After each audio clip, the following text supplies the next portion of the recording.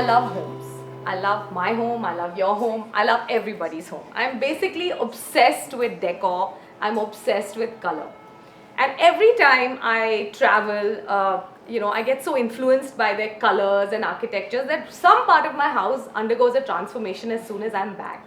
And I've always liked my home to have, a sort of a distinctive look, something that dramatizes my own experiences with life, with my own aesthetics. And so I now live in a confused but fairly charming terrace apartment which has a bit of everything. It has terracotta floors from Delhi, it's got potted plants from Surat, and it's got a Victorian tea room, and it's got a Hyderabadi living room, for heaven's sake. It's got an open style country kitchen, whatever.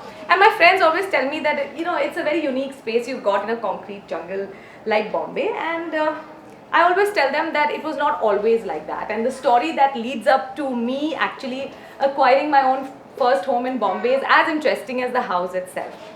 So we were looking for a terrace flat, and as you all know, it's quite difficult to find a terrace flat in Bombay. So off we went with weird agents to weirder buildings.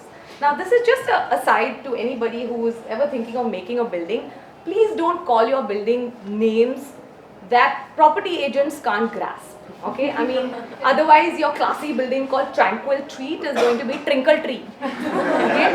Or an imposing Poseidon is going to be Pussy Down. Okay?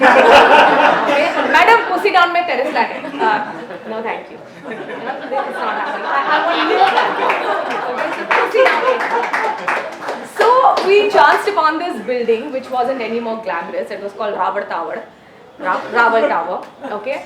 And it had two identical flats on the top floor, which were joined by this wonkily curved terrace.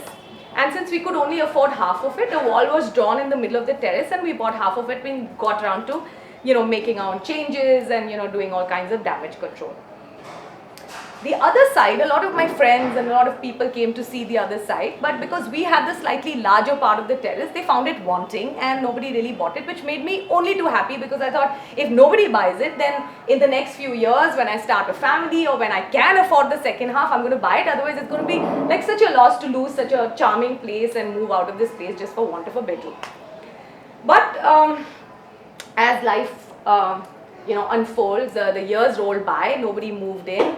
I made money, my husband Kabir made documentary films, and that was no help, but my bank balance looked slightly healthy. And just when it looked like this other side was going to be within my grasp, a Middle Eastern man called Misa moves in with this stunning looking woman who definitely was his niece or his girlfriend, because she definitely was not a wife. Now I am not an insecure person by any stretch of imagination, but even I draw the line at plagiarism. Okay, I don't find it flattering in the least.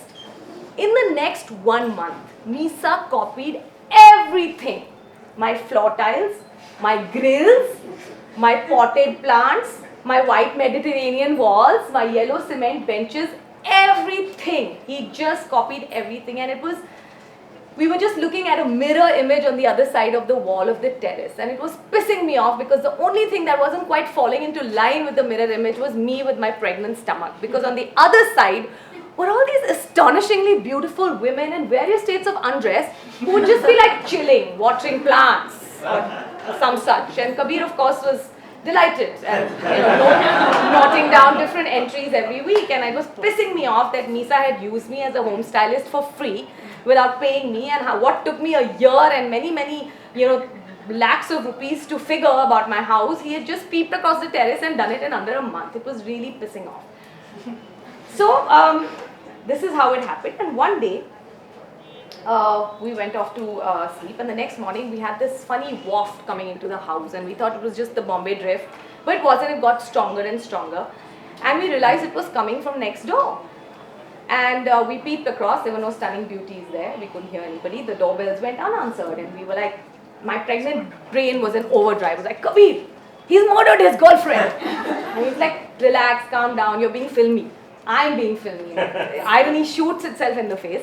I said, no, he's definitely murdered his girlfriend. Oh no, I hope it wasn't the last one. She was so pretty. I was like, yeah, she's going to look pretty in a body bag. Can we just call the police? And the police came, knocked the door down. There's nobody in the house. I walk in, I make a mental note of the fact that his personal taste in interiors suck, because he's got like cream walls and dull brown upholstery and really daggy done up curtains, etc. The only thing nice about that place is the terrace, because it's my design and etc. And the stench is coming from this 1-week-old rotting butter chicken. It seemed like they had left maid party, this butter chicken and shit happening on the terrace. A week later, we read in the papers that a man called Musa has been arrested with his accomplices for running a high-end escort service with its administrative headquarters in a posh Andheri building. It's too much to take. The builder, of course, who had bartered this flat against God knows which services, is very pissed off. He sells the flats to us, and I am overjoyed. Kabir is heartbroken that he found out so late what was going on.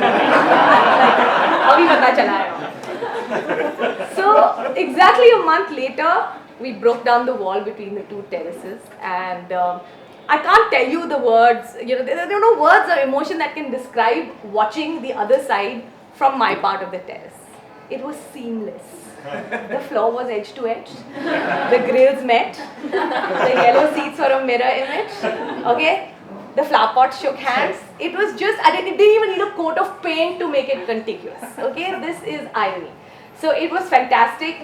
It worked out so well for me. Of course, later on hindsight, when I think of it, I feel I should have invited him in for a cup of coffee. Maybe he would have done the interiors my way as well. And of course, on hindsight, Kabir feels he should have made better friends with them, loved our neighbor and so on. But that's the story, and that's how I got my house.